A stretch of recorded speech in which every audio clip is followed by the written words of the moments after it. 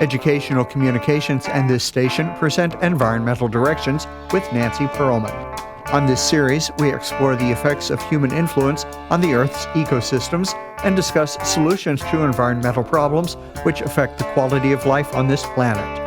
Environmental Directions gives you the kind of information you need to help you participate in decisions impacting your community, the nation, and the world. Now, here's your host, Nancy Pearlman. Hello. For the next half hour, we are going to be talking about rewilding nature, resilience, and raising a family in the wild with my guest, Kathie Stacey. She is a writer, conservationist, and co-founder of Wild Finca in northern Spain. She's creator of The Wild Shift, a nature-led parenting mentorship helping families reconnect with the natural world. She was formerly a freelance writer and environmental storyteller with work featured in BBC Wildlife, National Geographic, and other leading publications. She was also a former marketing and PR consultant in Leica's Nature and Wildlife Communications. She's been a finalist in multiple international wildlife and environmental film festivals for her documentary work, including The Last Song of the Nightingale. And she has recently written a beautiful memoir called No Paradise with Wolves, a journey of rewilding and resilience. Welcome. It's a pleasure to have you with us. Thank you, Nancy. It's lovely to be here. It's wonderful that we can connect internationally because I'm in Los Angeles. You are in an area of northern Spain, Asturias, but you're from England. Yeah. And you have established yourself in this area to get involved with rewilding the area, becoming self-sufficient with nature, raising a family in nature with your husband, who you actually met in Zambia, Africa. Yeah. So tell us why you chose Spain and where you are. Yeah, so we chose Spain. We actually came and did a project here, I think it was 2016, and it was on the Iberian lynx, which at the time that we were doing this story was the rarest cat in the world, but it has since made this remarkable comeback. We were based in south of Spain and we just really fell in love with the area, fell in love with the kind of way of life and the natural kind of wildlife out there down there. But we had a look around and we didn't really find anywhere that we wanted to be based. So we kind of extended our explorations, and it turns out that I really didn't know Spain very well. I used to come quite a lot when I was younger. My cousins lived in the south of Spain, and I think kind of when a lot of people, certainly Brits, I'm not so sure about Americans, but when they think of Spain, they do think of kind of the Costa del Sol and the beaches and the rest of it. We started to explore the north, and it's a very different landscape. In fact, we've had friends come out and think they're in the cloud forests of Ecuador. It's this kind of rolling, green, lush, mountainous landscape, and we're 20 minutes from the sea and in the foothills of the Picos de Europa. So it's a really remarkable location, and it has just the most incredible nature as well. So that's how we fell in love with it. Your husband, Luke, is a wildlife photographer, a guide, has taken people to many different places around the world. But both of you went there specifically to photograph wolves. Actually, the reason we chose to come here was at the time we were traveling a lot for our work. So we were kind of multimedia communicators. We were doing documentary storytelling, we were doing photography and writing. We'd work for brands. They would kind of pay our way, and then we would go and tell conservation stories that we were passionate about. And that was what we were doing at the time. And we realized we could be based anywhere for it. When we fell in love with Spain, we decided, right, well, we want to be based in Spain, but where? And then we explored this area, and we kind of came here because we fell in love with the area, and then we also knew that we had this just abundance of nature and wildlife stories on our doorstep, so that when we weren't traveling, there would be something we could explore and talk about and tell stories about on our doorstep, of which one of those species was the Iberian wolf, yes. And that was very exciting to learn that in the area that we had fallen in love, not very kind of far away from where we had started renting, we could see the Iberian wolf. And that was really how we started exploring their story. And there is so much other wildlife that you discovered, are still discovering, and I enjoyed reading about it. Your book has so many delightful stories about your discoveries every time you went out onto your land and looked at the plants, the animals, and whether or not they were foxes, wolves, or insects, or other critters, birds, and you described these in detail. I don't know how you could identify them all. You even mentioned that there were 16 species of bats. That's a lot in one area. And apparently 150 species of butterflies. That's a lot of different kinds of butterflies, not to mention the other plants and animals. Have you done a thorough survey of how much wildlife is there? We have not done as thorough a survey as we would like to. I must admit, I cannot take credit for either of the counts. The butterfly count is just a known count for the area, and I can identify, I'd probably say maybe 10. I'm sure there's more that we get on the land, but there's 10 I could probably identify relatively confidently. But yeah, butterflies is someone I would be delighted to welcome here and help me identify them and record them and the rest of it. And then as for the bats, this was very exciting for us actually. In the book I think I mentioned, we had this group from Belgium called J&M, which is essentially like a youth movement for nature. And they came and camped on the lands, and one of them was an expert in bats. So he had put out his bat recorder over the time that they were there, and he came to us and he was like, this is pretty amazing, you guys, you've got 16 species of bats here. So the way he was able to identify that was the sound they make, the frequency that shows up on his bat detector. Then you can determine what species is making that sound. That was, again, someone else's recording, not ours, but it was very exciting to hear that we had so many different species. What is so nice is that you do encourage people to come and stay at your place. Workaways is a word that you use. I think that's from your British upbringing. In America, we just talk about going and helping out with work study programs. You encourage people to come, learn, stay, get connected to nature, help with the rewilding. And let's talk about that rewilding, because when you originally went, you saw a piece of land that you wanted to leave as nature, but you had the unique problem of what kind of nature do you let it be? Is it going to be a forest? Is it going to be a plain? How do you do that? How do you have domesticated species and wild species? Explain what this term rewilding is. Yes, I mean, goodness, we could be here for hours discussing this, Nancy. I think there is, I'm sure, a definition that is kind of the official definition. But for me, and my interpretation is rewilding is such a movable feast. So originally, we were so inspired by this concept because, in fact, the film that you mentioned in the introduction, The Last Song of the Nightingale, during that filming, we had filmed a little bit at a very well-known in the UK, and potentially you'll have heard of it in America, very well-known rewilding site in the UK called the Knepp Estate. And we filmed there because they had started rewilding the landscape, and they just had this most amazing return of so many different species, of which one of them was the nightingale, which the film we were creating was about. And at the time, I mean, my husband, his dream as a kid was to live on a nature reserve. That had always been like his life ambition, was to live on a nature reserve. And after we'd done this filming, we were like, actually, we want to rewild, we want to get land, and we want to work with nature and live with nature and be neighbours, cohabit, I suppose, with wildlife. And that was kind of, encouraged, spurred on, I suppose, by our visit to the Knepp Estate. And then when we came out here, I write about this in the book, but we took a bit of time away from work and just started hanging out with a local farmer. And he was actually the one who introduced us to what we now call Wild Finca. It was a defunct dairy farm. The old farmer was still living on site, but he had other farmers' livestock on the land.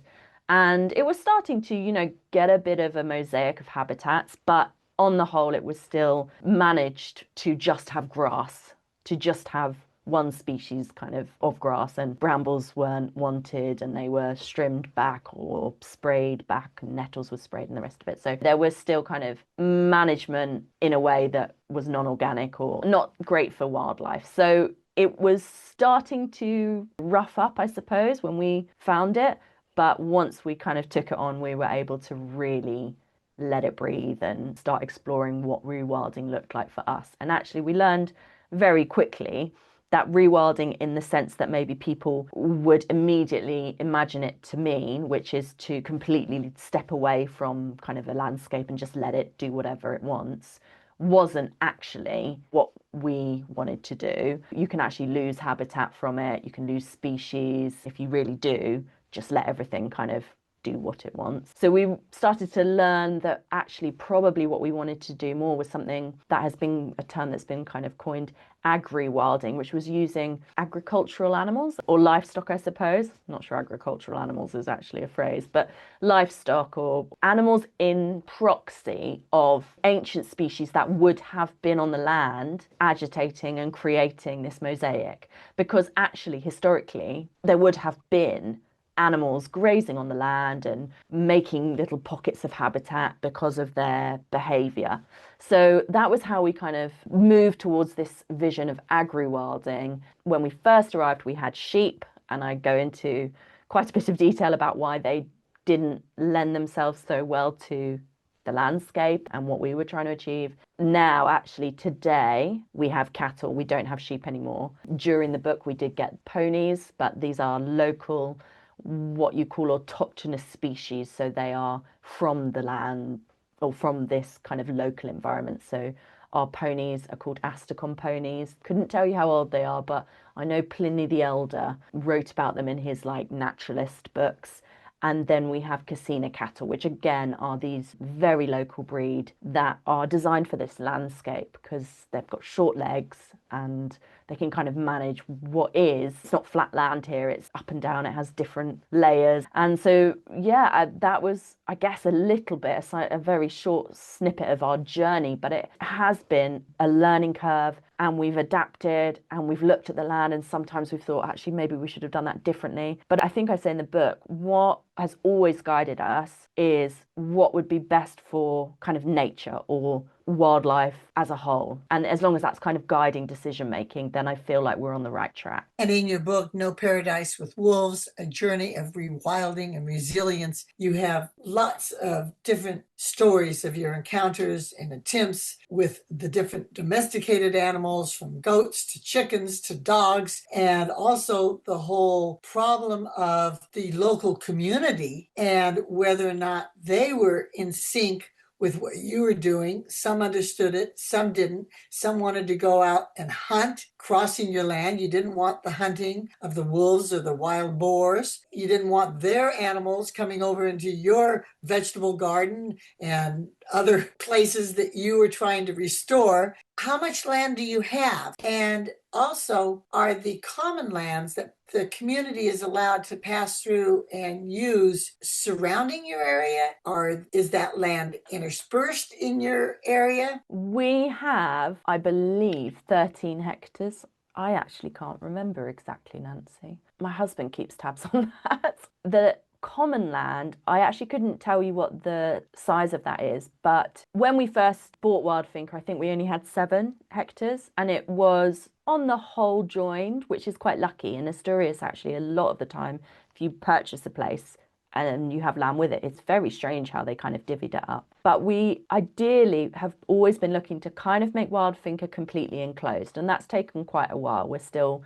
not quite there. But the idea for that is we really want to kind of limit what is called edge effects, and that's essentially the effects that things outside of your land but right on the edge of your land can have on your land. So whether that's, as an example, farmers treating their livestock with wormers, chemical wormers, because that kills kind of everything in the poo, and that then means that, say, our dung beetles that are thriving on our land just have to go over the fence and land in a poo, and that kills them, sort of thing. So that's an example, but edge effects are anything essentially that can affect your land or what the processes within your landscape. The common land kind of goes along the top of that, and then around kind of the bottom we have other landholders, and then our neighbour is quite a big landholder and she's to one side of us as well. We also have a footpath that actually goes kind of straight through a big chunk of our land, which isn't very busy, but we have had a few incidents where dogs off the lead have killed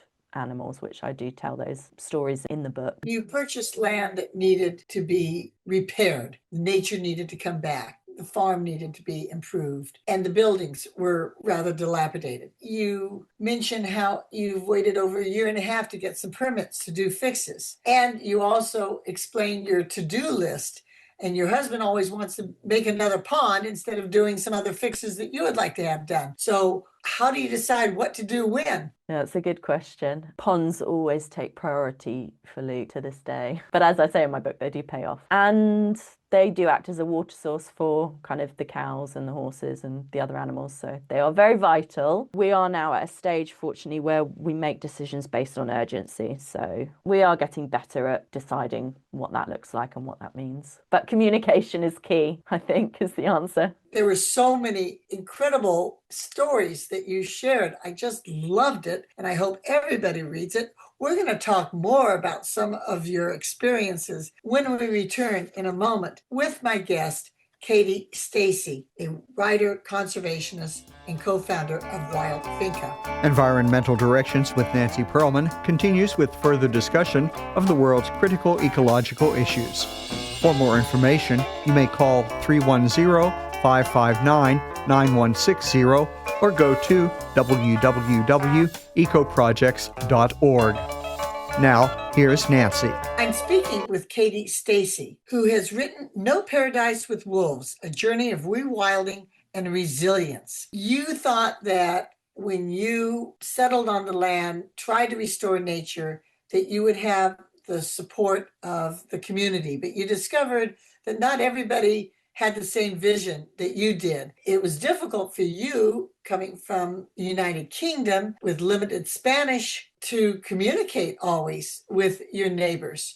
So how did you interact? Who supported you? Who didn't? Who understood that what you were trying to do was really helping nature, helping the wildlife, and helping the ecosystem of the area? Yeah, I mean, that's been a real journey. And there's a story that when we first arrived, we would wave and smile at everyone. And very slowly, most people would kind of wave and smile back. But it took a little while. We were quite confusing because most young people are trying to kind of escape the rural areas, and here's this kind of young British couple coming, having children, actually actively basically taking on kind of rural life. That seemed to confuse quite a lot of people. But after a while we got to the stage where we were smiling and waving. But there was this one lady in the village, and it literally took her 5 years to respond with a smile or a wave. She was talking to a mutual friend of mine who in town once, they knew each other, and she said, "You know the English?" And my friend said, "Oh yeah, in Pendasi, I know them." And she said, "What are they doing?" Just complete confusion. What are they doing? And my friend said, "They are trying to basically increase habitat for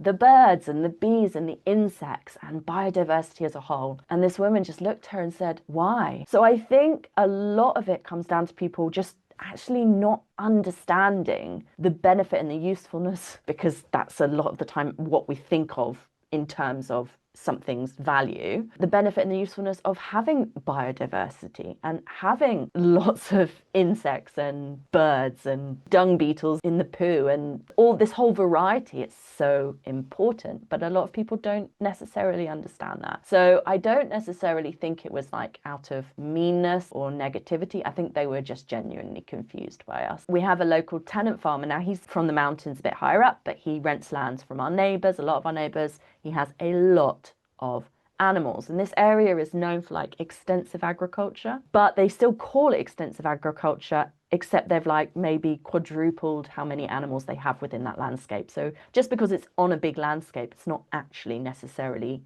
extensive. It's intensive, just in a bigger landscape. He would come over and he'd like say, "Your land looks like it needs grazing. I can help you with that." And he did this for months and months, and we were kind of saying, "Oh no, we have a system and this is kind of what we're trying to achieve." And he'd just kind of grunt. And then a couple of months later, he'd kind of come back and be like, I really think you need to graze that land. That land needs grazing. And we were like, no, we're learning, but we have a vision and we have an intention for what we're trying to do. And it's funny because that still happens. The other day, my husband got a message and someone had given his phone number to another farmer a few valleys over. And the guy said, oh, I hear you've got grazing land available. And we were like, no, we don't. We have 5 cows now and 3 horses and previously sheep. But because it was so small scale and we have so few in our herd, they don't really understand it. It's this idea that if you can see green grass, then you must need more animals on it. More recently, people have been coming forward and being like, actually, we get your vision and this is really exciting and we're really on board. And we've got a couple of neighbours now who have said that. But it's taken time. You had to learn what some of the native species are. When it comes to mushrooms, everybody knows some are poisonous, some aren't. You had to learn which you could eat, which you can't. How long a process was it? And how many species of mushrooms are you now eating? That is a never-ending process, I would say. It should continue to be. I don't see it ever ending. I mean, mushrooms are something that you, of course, only ever consume when you are 100%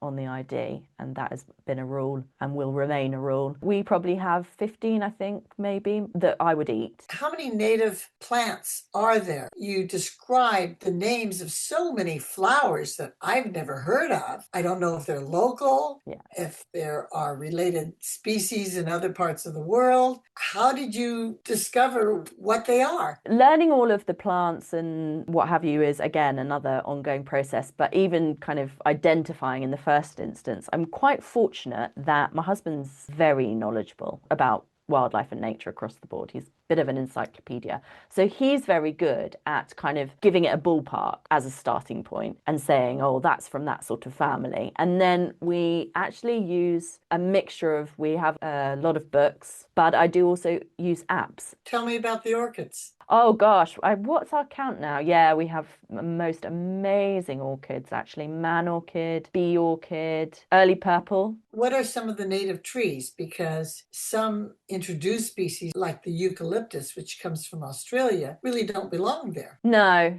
but we do have amazing kind of native species. We have the sweet chestnut in October time. There's like local fiestas about them, and we collect them by the bucket load and chuck them in our stews and our roast. Walnuts, there's lots of lovely ones. In your attempt to restore the natural environment and also to create a working farm, you experimented with many different kinds of agriculture, including beekeeping. It didn't seem to be too successful for you. No, that was a shame, actually, because I really did enjoy the process of kind of getting the bees. Didn't work out for us. We have something here called the Asian hornet. It shouldn't really be in this area, and they absolutely decimated all our hives ultimately. You talk about a wild plant that most of the local farmers and ranchers want to get rid of totally.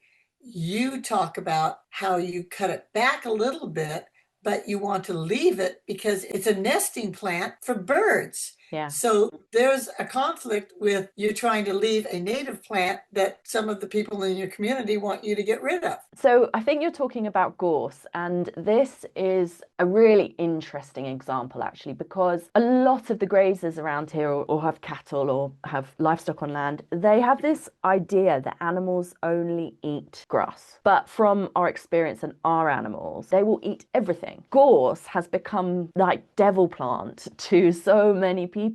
And I cannot understand why, because actually evolved with livestock nibbling and keeping it in these lovely pockets, these bushy pockets that then become perfect nesting habitats and a refuge for smaller lizards and snakes and reptiles and things like that. Gorse is actually fantastic, and I've watched my horses eat it and nibble on it. My sons eat the flowers. You can add the flowers to salads. Like, it's actually an incredible plant. But yeah, it's really attacked. Farmers really don't want it. And then the other thing they do to get rid of it, and I think this just comes back down to not actually genuinely watching and learning and understanding the land is they burn it, but gorse actually regenerates through burning. And the fires that you write about can be harmful to some of the people. You had some friends who were worried about their home being destroyed by these fires. They weren't truly controlled. So that's a whole nother issue. It seemed like every other chapter, you're talking about a discovery of the nature. You're just talking about some sort of obstacle you had to overcome or something you had to learn. And it was really an experience to read your experiences. I felt that I was growing up on the land with you. We don't have time to talk about all the great stories in your book, but there's one story that I think we should explain, and that is the love of the wildlife and wanting to see the wolves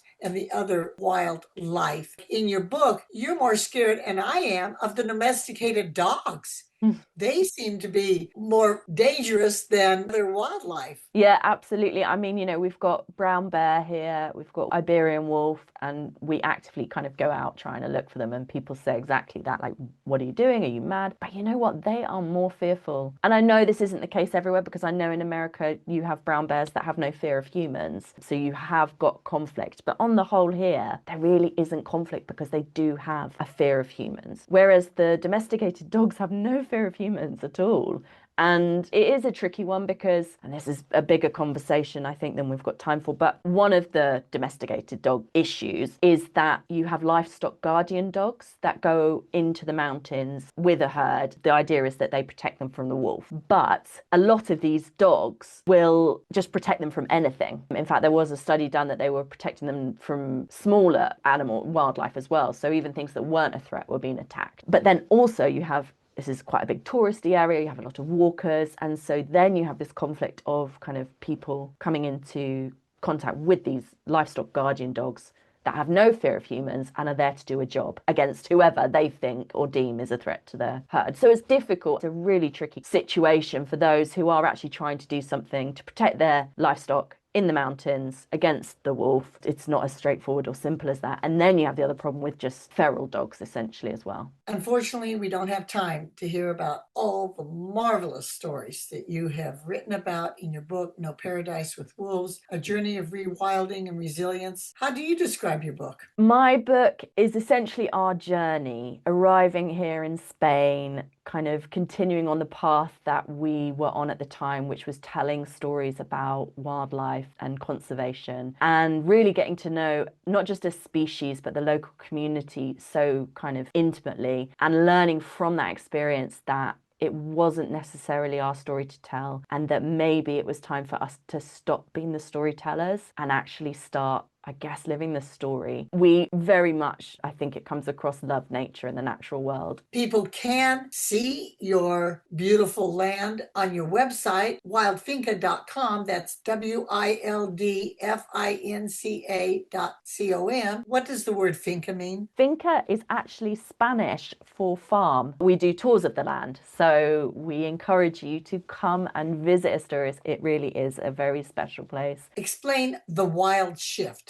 So the Wild Shift is a mentorship for parents who would like to connect more deeply with nature for their family. And so I've created something I call the Roots Framework, and it's essentially a blueprint of how to deeply engage and reconnect with the natural world in a way that is going to support your family. Explain the title of your book, No Paradise with Wolves, A Journey of Rewilding and Resilience. The title of my book is essentially about the journey that we went on in those early days of wanting to go out there and tell the story about the wolf, but coming to learn that the wolf and its relationship with the local people was incredibly complicated and a lot more complex than we could have ever imagined. After a while, ultimately, because I don't want to give too much away, but we came to the realization that it wasn't really our story to tell, and that if we wanted people to have a better